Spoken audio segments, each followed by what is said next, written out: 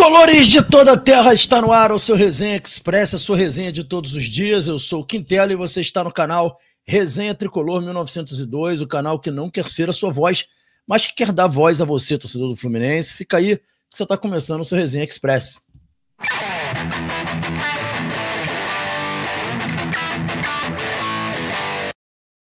É isso aí, galera, a Resenha Express chegando agora em definitivo para vocês aí, a gente lembrando a importância fundamental de se inscrever no canal, ativar o sininho das notificações, deixar o like. Fazendo isso, você diz que esse conteúdo é bacana, nos ajuda a crescer cada vez mais, então não esqueça de sentar o dedo no like e nos ajudar aí cada vez mais a crescer, porque só por meio de vocês nós conseguimos esse objetivo. Então fica aqui já o meu agradecimento por essa moral de vocês, galera. A gente vai tratar aqui hoje no canal, e deixa o hype aí também, é só puxar o comentário pro lado, dar um hypar no vídeo para distribuir mais o conteúdo. Galera, a gente vai tratar de um assunto aqui hoje com vocês, que eu acredito que muita gente deve estar curiosa, preocupada, né, com a questão de jogadores contundidos do Fluminense, muitos jogadores contundidos, né, e a gente vai falar aqui desses jogadores contundidos, previsão de volta. Vamos dar uma verdadeira atualização médica para vocês aqui. E também vamos aproveitar para tratar aqui de um caso muito específico, que é o caso do Soteldo, né, cara? O Soteldo é um jogador que ele se contunde demais, é uma situação complicada, e a gente vai colocar para vocês aqui a contusão do Soteldo, até como forma mesmo de indagar essa contratação, que era uma contratação que vinha com esse risco e que tem se confirmado o risco aí para a gente. E a gente vai trazer também uma atualização sobre Santi Moreno, uma informação que a gente obteve sobre Santi Moreno. A gente vai trazer essa atualização aqui para vocês, então vamos tentar deixar vocês bem atualizados a respeito de tudo isso daí. Começando então aqui o nosso Resenha Express de hoje, a gente vai falar sobre atualizações médicas, e eu estou aqui com informações trazidas pela assessoria de comunicação do Fluminense, informações que a gente recebeu no último jogo, que traz aqui um pouquinho de como estão alguns jogadores contundidos do Fluminense, tá?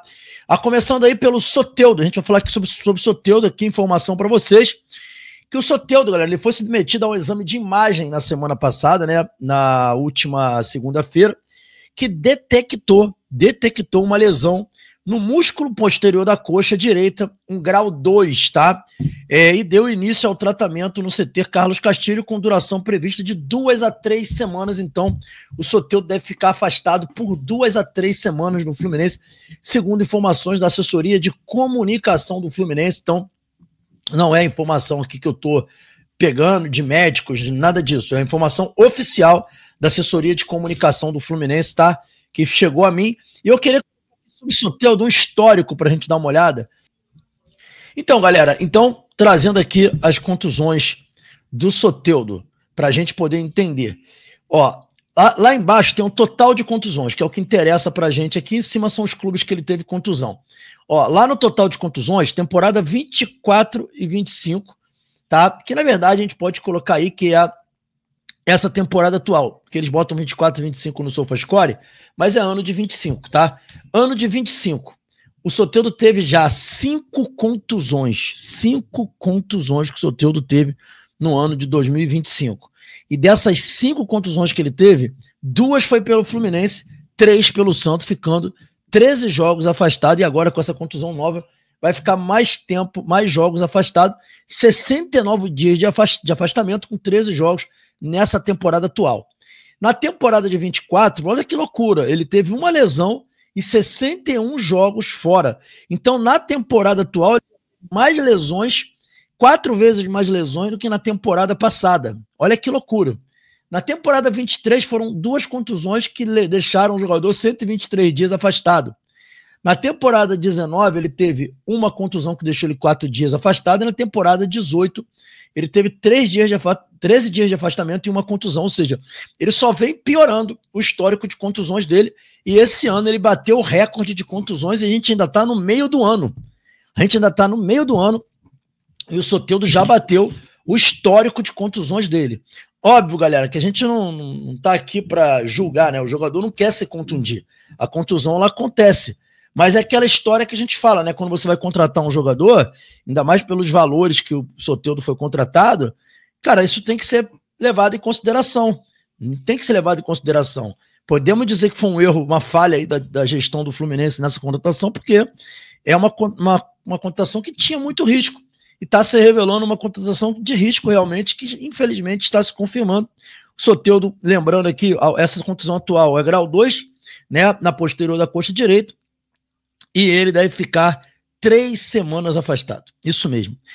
Falamos então da contusão de Soteldo, vamos falar de Thiago Silva. Galera, Thiago Silva a gente ainda não tem muitas novidades. Thiago Silva vai passar por exames hoje, e aí sim a gente vai ter uma ideia da dimensão da contusão do Thiago Silva, mas de fato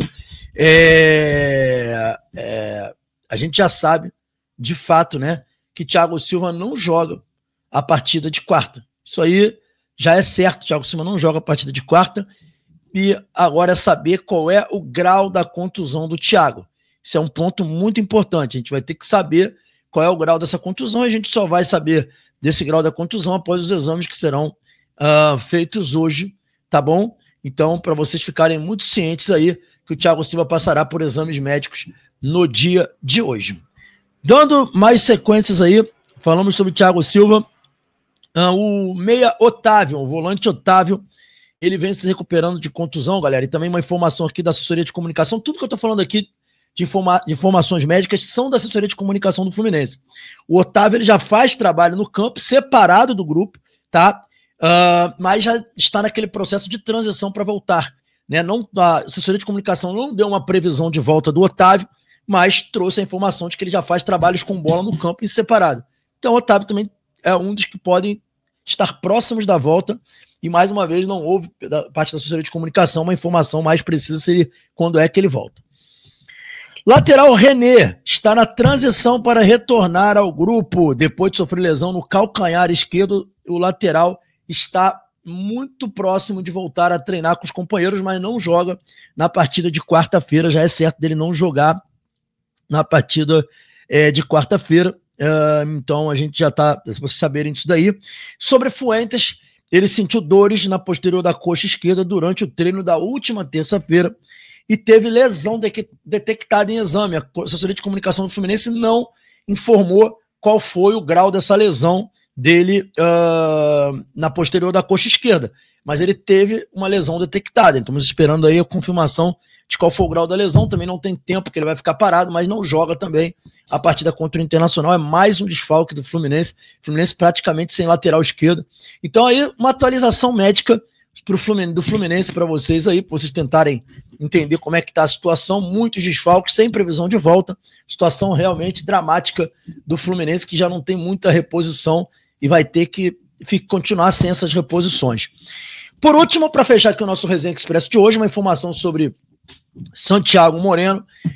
A gente recebeu aí uma informação vinda de um jornalista americano, dando a entender que o Portland Sounders não estaria disposto a negociar o atleta, não era interesse do Portland Timbers em negociar o jogador, e que a ideia do clube era continuar com ele. Essa foi uma informação trazida por um jornalista americano.